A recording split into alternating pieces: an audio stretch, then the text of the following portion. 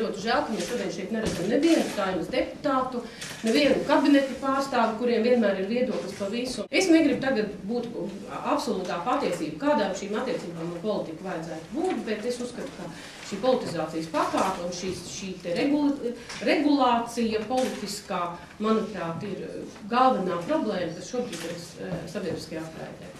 Ir tas brīdis pienācis, ka beidzot visiem jāatzīst, ka šī televīzija jābūvē no nulles, jo tur ir ļoti daudz apsvērumu, gan digitalizācija, kas prasa jaunas citas domāšanas veidu, gan arī visas elektronisko mēdīju pārveidošana.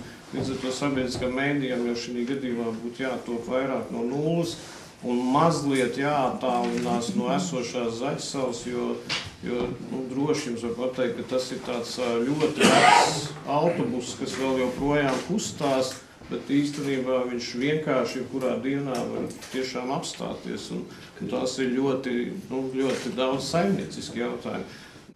Saikne no augšas norādīt, kas būtu jādara televīzijai, ir palikusi vēl sliktāk, un to varētu kā pēdiņās teikt, kā tādu dīvainu, netipisku, citur sabiedrībā nedefinētu mēdīju kritikas paveidu, kur politiskā vide piesavinās un pārstāvs it kā sabiedrības intereses un paziņo, ka politiķu intereses, iegribas un dažādas tieksmes ir arī sabiedrības intereses, un līdz ar to caur šo piesavināšanos arī mēģina panākt, lai sabiedriskie mēdīji kļūst paklausīgi. Nekas nenotiks šeit, kamēr padomu būs politiski veidot.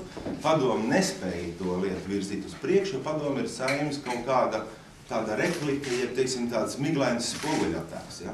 Kurā nav pārstāvēt visi viedokļi, kurā ir ietekmes no dažādiem politiskiem, teiksim, tur orgāniem, kas pa gēnu līniju aizdod tālāk savus norādījumus, un neba man te tagad pārstāvot, un es ļoti labi zinu, no kurienes nāk katrs norādījums un kādā veidā tiek saskaņots jau pašlaik, kādā veidā tiek saskaņots kandidatūras ar politiķiem, kā tiek viņas apspriests, tas man viss ir zināms. Kas tad īsti ir pamats un mugurkauls šim sabiedriskam mēdījiem? Tas ir ziņu dienas, un tas ir fakts, ka ziņas ir kļuvušas par galveno sabiedrības interešu subjektu, ko pierāda arī komerciālo televīziju vēlmu šo sektoru attīstīt vien vairāk un vairāk. Tad ne tikai ziņas kā tādas, bet arī analītisko žurnālistiku, mēs redzam, ka TV3 veido analītiskos raidījumus. Tad šī ir tā lieta, kā var reāli kļūt par sabiedrības interešu, tad ne tikai paudēt, bet arī izzinātāt. Nākamais moments par šīm garantijām pareizi jau teica. Es paveru dienas avīzi, ja, kaut kādi dažas numurus pirms šīs dienas, kur tur ir publicēta Rīgas pašvaldības sijā vadītāju algas. 3000 ir zemākais, bet vidēji 4-5, jā. Loģiski kā darbā 2,5. Atvainojiet. 2,5, tad atvainojiet. Tur daudz bonus. Patiešām, ja cilvēks atrodoties visu laiku uzmanības krustpunktā, un kā tagad divas pirmās personas Zakars un Godmanis izteikumos saka, viens sekošot līdzi, un otrs uzmanīgi vērtēšot, ja? Un tad cilvēks nāk strādāt ar 2000 pirms nodokļiem, un uzņem šo atbildību, nonākot preses, mēdīju, politiķu un tā tālāk šajā krusta punktā, tas jau patiešām nav nopietni. Tad tiešām ir vērts drusciņi pazāk. Jūs ticat, ka ir kaut kāda zeme vispār pasaulē, kurā nav politiskas iedarbības? Ka nav lobisma? Es nesaprotu, par ko mēs runājam? Tā ir cita, par kultūru, par pakāpēm, par likumiem, uz kādiem tas ir. Es apliecinu, ka jā, es piedalos Latvijas televīzijas ģenerāla direktora konkursā. Es nepiedalos šajā konkursā tādēļ, lai sasniegtu kaut kāds merkantīls mērķis, bet gan tādēļ, lai iznestu sabiedrībā spēcīgu diskusiju par to, kādai ir jābūt Latvijas sabiedriskajai televīzijai rīt, parīt un pēc 10 gadiem. Mums ir jāapzinās tas, ka šobrīd ar visu cieņu pret cilvēkiem, kas gadiem strādā televīzijā un kas ir izcili televīzijas nozares profesionāļi, bet sabiedriskajā mēdījā tā pamat struktūra, ziņu dienests un programmas saturs, diemžēl ir apstājies savā attīstībā un, diemžēl, mums ir jārunā par regresu. Diemžēl tā tas ir. Un tādēļ, izmantojot iespējas, arī Kleckina kungam gribētu oficiāli iesniegt dokumentu. Diemžēl, Latvijas televīzija 90% pārtiek no dienas informācijas un no dienas ziņām, kuras no rīta nopublicē laikraksts Diena. un pēc tam no visa pārējā.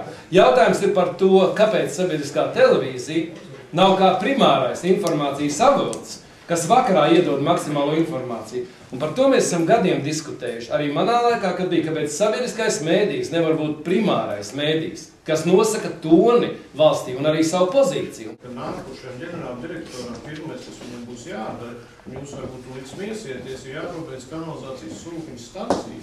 Par ko, starp citu, iepriekšējā padomes sastāvā mēs ar Jānu pusotru gadu cīnījāmies budžetu.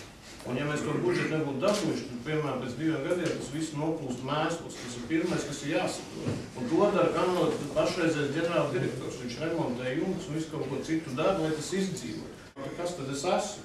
Jo es pašreiz tiešām joprojām katru dienu neju uz darbu un mēģinu to kuģi kaut kā vēl saturēt kopā. Es vēlreiz uzsveru.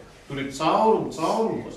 Tur uzņēmuma vadītājs fiziski nepaspēja padomāt par kaut kādām strateģiskām lietām. Viņš ielīdīs mēslos, un pēc pusgada atskries laikraksts dienu un teiks, ko jūs darat? Jums jau tur ir baigā nekārtība, jums tur ir milzīgi bārdi. Es esmu jau vairāk kārt teicis, ka tā pāreja uz ciparu apraidi, par kuru jau mēs runājam un mocamies entos gadus, mēs faktiski šobrīd cenšamies ielikt tajā vilcienā, kurā pasaule ir braukusi vakar. Un kā Millers ar šo te mapīti, ka viņš iesniedz to atrisināt?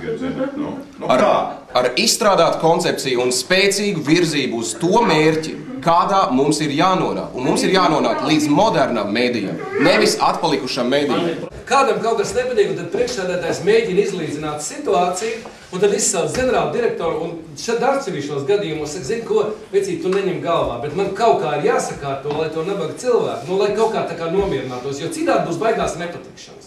Un šis gadījums par filmu, starp citu, ir diezgan tūs tā pašai situācijai.